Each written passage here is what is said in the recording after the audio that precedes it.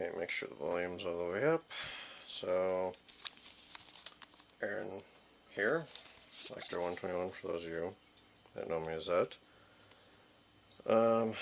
Next, just bringing you the next video for my ar-15 build.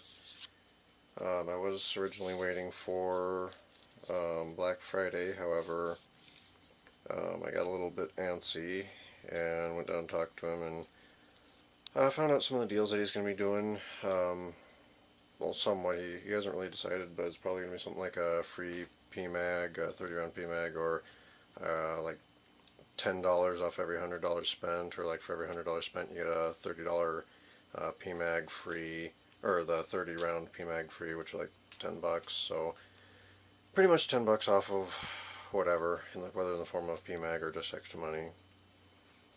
And while I'm going to get some extra PMags, most likely,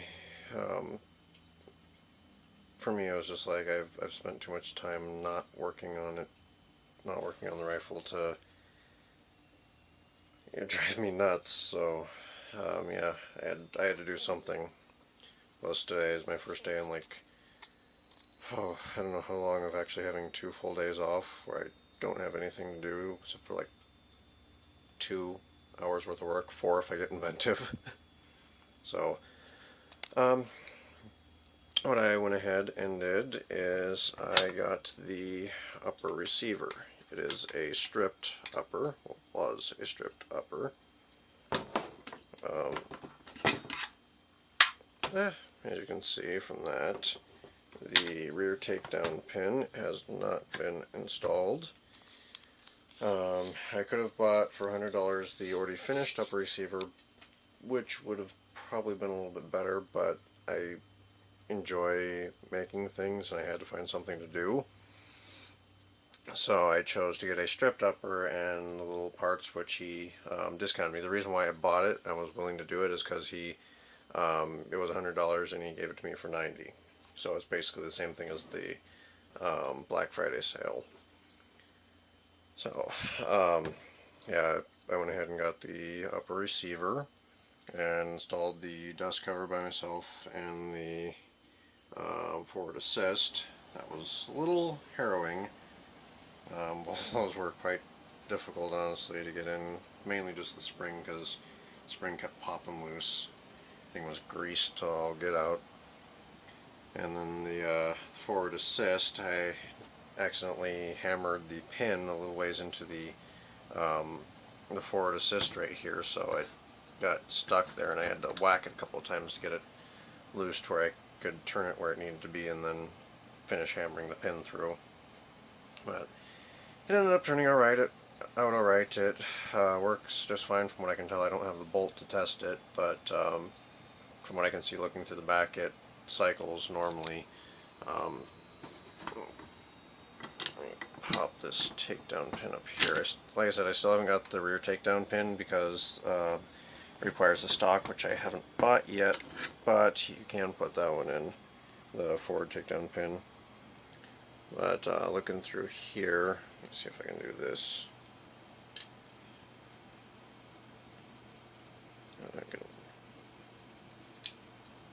Yeah, see that little thing that pops out there? That is the forward assist. Apparently, I honestly, I knew how to work firearms for quite some time.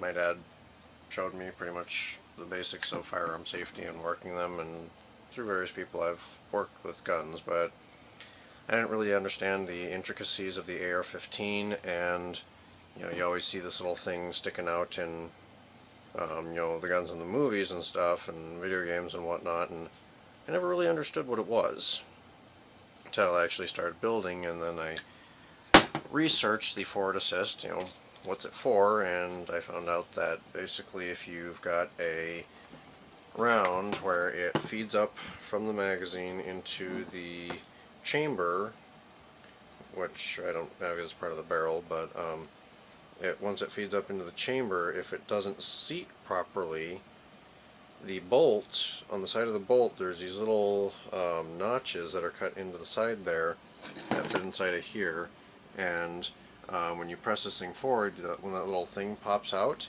it hits those little notches on the side of the bolt and helps push it forward. So if your bolt carrier group isn't all the way forward and seated properly and it won't fire, you can take and you can give that forward assist a little whack, which helps, you know, hammer the bolt home and seat the round properly. So most of you probably already knew that, but that was new information for me.